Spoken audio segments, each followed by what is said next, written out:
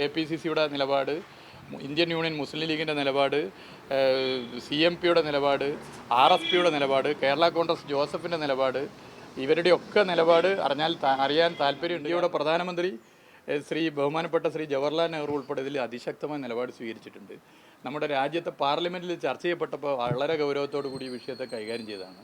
ആ നിലയിൽ ഈ വിഷയം ഒരു രാഷ്ട്രീയ പ്രശ്നമായി കാണേണ്ടതാണ്.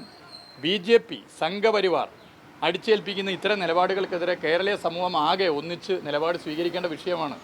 എല്ലാവരും ഒന്നിക്കേണ്ട. അതാണ് ഞാൻ പറഞ്ഞത്. KPCCയുടെ നിലപാട്, ഇന്ത്യൻ യൂണിയൻ മുസ്ലിം ലീഗിൻ്റെ നിലപാട്, CMPയുടെ നിലപാട്, RSPയുടെ നിലപാട്, കേരള കോൺഗ്രസ് ജോസഫിൻ്റെ നിലപാട്, ഇവരുടെയൊക്കെ നിലപാട് അറിയാൻ താല്പര്യമുണ്ട്. കാരണം ഇത് എല്ലാവരും കൂടി ഒരു സെക്യുലർ മനസ്സുള്ള എല്ലാവരും കൂടി ഇതിനെ എതിർക്കേണ്ടതാണ്. ഈ TVKയുടെ സത്യപ്രതിജ്ഞ ചടങ്ങിലും ഇതേപോലെ തന്നെ മുഴുവൻ ഈരടികളും പാടിയിട്ടുണ്ടായിരുന്നു.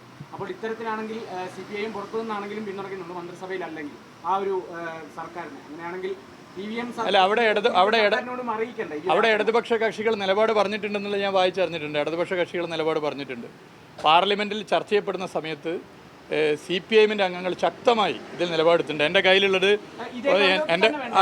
കയ്യിലുള്ളത് പോളിറ്റ് ബ്യൂറോയുടെ സ്റ്റേറ്റ്മെൻറ്റാണ്. പോളിറ്റ് ബ്യൂറോ ഈ വിഷയവുമായി ബന്ധപ്പെട്ട് വന്നിട്ടുള്ള uphold the spirit of the constitution എന്ന തലക്കെട്ടിൽ വന്നിട്ടുള്ള പ്രതികരണമാണ്. ഇത് രാജ്യത്തിൻ്റെ ഭരണഘടനയുടെ സന്ദേശത്തെ തകർക്കുന്നതാണ്. അപ്പോൾ അത് തീർച്ചയായിട്ടും ഒരു വിഷയമാണ്. ഇതൊക്കെ പറയുമ്പോഴും പുതുതായി സത്യപ്രതിജ്ഞ ചെയ്ത് അധികാരത്തിൽ വന്ന UDF സർക്കാരിന് എല്ലാവിധ ആശംസകൾ അറിയിക്കുകയാണ്. ഇത് കഴിഞ്ഞ മന്ത്രിസഭയിൽ ഒരു മന്ത്രി എന്നുള്ള നിലയിൽ ഒരു പുതിയ സർക്കാർ വന്നപ്പോൾ ആ സർക്കാരിനെ അംഗീകരിക്കാതെ പോകുന്ന ഒരു നിലപാടായിട്ട് കണക്കാക്കരുത്. മറിച്ച് ഇതിൻ്റെ സ്പിരിറ്റ്, പോസിറ്റീവ് സൈഡ് കണക്കാക്കണം. ഇത് ഒരു പൊളിറ്റിക്കൽ ഇഷ്യൂ ആണ്. അത് കണക്കാക്കണം.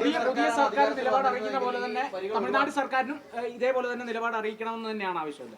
പൊതുവായിട്ട് എല്ലായിടത്തും ഇടതുപക്ഷത്തിൻ്റെ നിലപാട്. ഇത് CPIMൻ്റെ സ്റ്റേറ്റ്മെൻ്റ് ആണല്ലോ എൻ്റെ കയ്യിലുള്ളത്. CPIM ഇതുമായി ബന്ധപ്പെട്ട സ്റ്റേറ്റ്മെൻറ്റാണ്. പോളിറ്റ് ബ്യൂറോൻ്റെ സ്റ്റേറ്റ്മെൻറ്റാണ് എൻ്റെ കയ്യിലുള്ളത്.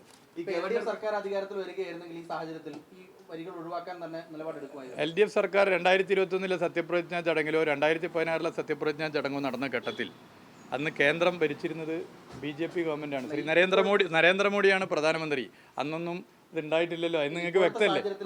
അല്ല, ഇപ്പോൾ UDF ആണല്ലോ. LDF ആണ്. ഒരു സംശയം വേണ്ട. അത് അംഗീകരിക്കുന്ന പ്രശ്നമില്ല. ഈ ബന്ധുത്വ രാഷ്ട്രീയം അതിപ്പോൾ ഇതിൽ താങ്കളുടെ പേഴ്സണൽ ഇതിലാണ് അങ്ങനെ ആരോപണങ്ങളും ആക്ഷേപങ്ങളൊക്കെ പരിഹാസങ്ങളൊക്കെ വന്നത് താങ്കളുടെ.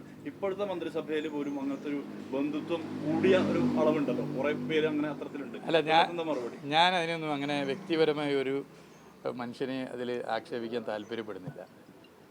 അങ്ങനെ വ്യക്തിപരമായി ആക്ഷേപിച്ച് പോകാൻ വേണ്ടി താല്പര്യപ്പെടുന്നില്ല. മുഖ്യമന്ത്രിക്കും എല്ലാ മന്ത്രിമാർക്കും എല്ലാവിധ ആശംസകളും. നമ്മൾ അങ്ങനെ ഒരു നീചമായ അക്രമം നേരിട്ടു എന്നുള്ളത് കൊണ്ട് ആ പക വെച്ചിട്ട് തിരിച്ച് ഞാൻ വ്യക്തിപരമായി അതുപോലെ ആ അക്രമം നടത്തണം എന്ന് കരുതുന്ന ആളല്ല ഞാൻ. അതിൽ എനിക്ക് അങ്ങനെ ഒരു അഭിപ്രായമില്ല. മുഖ്യമന്ത്രിക്ക് എല്ലാ മന്ത്രിമാർക്കും ആശംസകൾ നേരിടും. ബാക്കി നമ്മൾ കഴിഞ്ഞല്ലോ. ഇനി ബാക്കി ഇത് മതി.